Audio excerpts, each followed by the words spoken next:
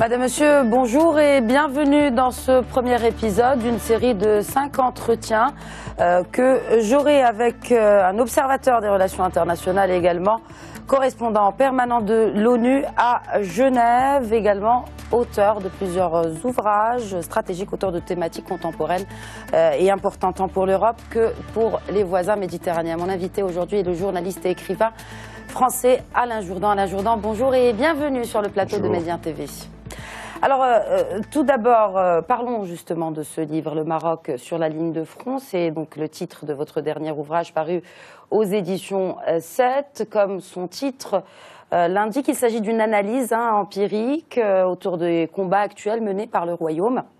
Des combats qui vont au-delà de ces frontières. Il s'agit de lutte antiterroriste, de phénomènes de déradicalisation et aussi votre livre traite d'un autre front, celui séparatiste du Polisario. Tout d'abord, parlez-nous de la méthodologie que le journaliste d'investigation que vous êtes a adoptée pour tirer les conclusions évoquées dans ce livre Le Maroc sur la ligne de front. Avant d'être des conclusions, ce sont des observations. J'ai été très marqué lorsque on a été frappé par les attentats du rôle qu'a pu jouer le Maroc et qui était évoqué à plusieurs reprises. Et j'étais aussi intéressé d'élucider un peu cette contradiction apparente entre le fait qu'on avait un grand nombre de terroristes qui étaient d'origine marocaine, des binationaux, et en même temps, différents services européens nous disaient que la coopération du Maroc était l'une des plus efficaces.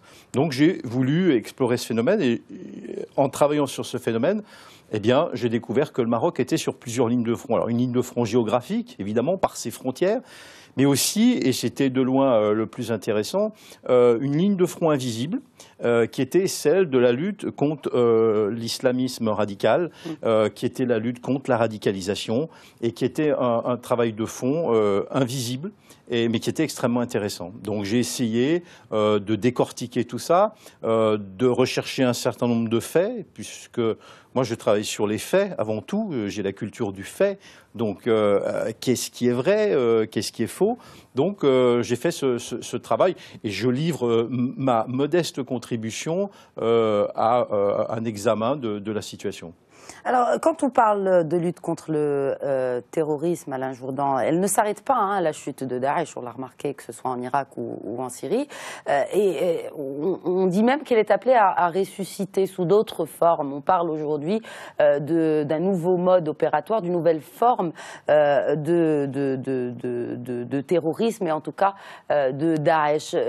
Selon vous, quelles sont ces formes, quelles sont les formes que vous avez justement décelées à travers vos différentes observations? Mais d'abord, la fin de Daesh ne signifiera pas la fin du terrorisme et ne signifiera pas la fin de cette forme dévoyée d'islam radical. Et ça, c'est un constat unanime de tous les spécialistes, de tous les experts. On va certainement aller vers des choses beaucoup plus atomisées, beaucoup plus dispersées dans différentes régions.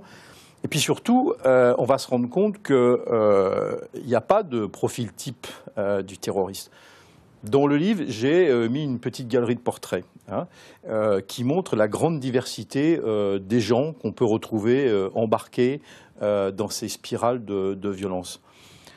À l'avenir, on va être dans la même situation, peut-être avec cette nouveauté et cette dimension qu'on n'a pas encore perçue, mais qu'on commence à percevoir, qu'est le rôle des femmes. Dans les mouvements terroristes. Et malheureusement, il y a de fortes chances qu'on ait des opérations conduites par des femmes parce qu'on s'y est moins intéressé et qu'on a sous-estimé un peu le danger. Et c'est toute la difficulté, c'est qu'il y a un caractère imprévisible, aussi bien dans le profil que dans le mode opératoire, même si aujourd'hui la prise de conscience fait que les experts, les spécialistes de la lutte antiterroriste envisagent tous les scénarios. Alors, quand on parle d'envisage tous les scénarios, vous avez parlé de cet aspect territorial. Donc, on parle d'un nouveau mode opératoire, mais aussi de nouveaux territoires. Donc, ces combattants qui ont quitté l'Irak, qui ont quitté la Syrie précipitamment pour beaucoup, se sont installés ailleurs aujourd'hui. Quels sont justement les nouveaux foyers de ces combattants selon vous ? Il y a une dispersion géographique. Alors évidemment, il y a ceux qui retournent dans leur pays d'origine et ça c'est un vrai problème sécuritaire. Et puis où on va quand on est chassé militairement de ces bases, on va sur des zones de repli qui sont généralement des zones des zones de non-droit ou en tout cas où la surveillance des États ne s'exerce pas pleinement. Donc on va dans le ventre mou de l'Afrique, c'est-à-dire c'est toute cette zone centrale qu'on retrouve aux frontières. Alors évidemment, il y a le Mali, on a toute une partie de la Libye, on a des zones frontalières avec l'Algérie, et puis on arrive de l'autre côté sur le Maroc, on a la Mauritanie. Enfin, il y a plein, dans cet immense espace, il y a plein de zones de repli, en fin de compte, où c'est très difficile d'exercer un contrôle et une sécurité. Et évidemment qu'on va avoir des groupes se disperser dans ces zones, ce qui est déjà le cas d'ailleurs. Et notamment en Libye, et ça se disperse de là-bas. Et notamment en Libye, où en plus, il y a déjà une bonne connaissance du territoire, il y a une présence importante d'armes qui sont dispersées, et ça, c'est effectivement un problème. Quand vous avez évoqué justement la stratégie du Maroc, comment voyez-vous justement ces stratégies quant au retour de ces combattants qui sont, pour plusieurs, à peu près un millier selon les derniers chiffres, retour au Maroc pour ces combattants? Comment l'État marocain gère-t-il ces situations? L'État marocain, d'après les informations que moi j'ai pu recueillir, veille d'abord à les recenser. Et je crois qu'il y a un recensement qui a été fait de manière assez serrée par le Maroc, qui sait assez précisément qui est parti et qui contrôle de manière assez serrée les entrées et donc qui exerce chaque fois qu'il y a un retour un contrôle et actionne des procédures quand c'est nécessaire, et puis il peut aussi y avoir des cas qui nécessitent moins de surveillance, moins de sécurité. C'est une surveillance et une réaction au cas par cas qu'a mis en place le Maroc, mais qui est tout à fait adapté à la situation. Et cet aspect de l'approche genre, vous disiez justement que les femmes étaient peut-être un peu sous-estimées, si je puis utiliser le terme, et en tout cas leur importance dans cette radicalisation n'avait pas l'importance qu'elle devait avoir. Qu'insinuez-vous justement ? J'insinue rien. Objectivement, on a sous-estimé le rôle et la place des femmes dans les mouvements djihadistes.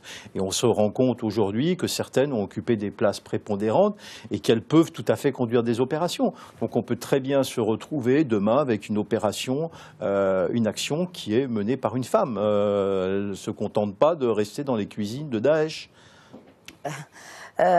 Comment, au-delà du territoire, je voudrais également évoquer peut-être avec vous ce nouveau modèle. Est-ce qu'il y a une comparaison à faire entre Daesh et l'AQMI, en tout cas ce qui se faisait appeler Al-Qaïda au Maghreb islamique, qui sévissait justement dans la région sahélo-saharienne dans les années 90, début 2000 ? Mais je crois qu'il y a surtout, alors dans l'organisation et le mode opératoire, il y a des similitudes. Je crois surtout qu'il y a à un moment donné une concurrence entre ces deux groupes, puisque d'ailleurs on l'a vu avec les combattants marocains, un certain nombre de combattants marocains ont d'abord rejoint AQMI et puis ont été un peu plus attirés par le discours et puis surtout la médiatisation et puis l'idéal qu'essayait d'incarner le groupe État islamique. Et donc il y a eu une migration de certains combattants marocains d'AQMI qui sont allés rejoindre Daesh. Mais parce que ça leur paraissait plus branché, entre guillemets, et que c'était le groupe qui avait le vent en poupe. Mais sur les méthodes, sur les ancrages, etc., les ambitions sont un peu différentes, mais la finalité est la même. Alain Jourdan, je vous remercie pour ces éclairages et c'est tout donc pour aujourd'hui. Notre série d'entretiens avec l'écrivain et journaliste d'investigation Alain Jourdan se poursuit.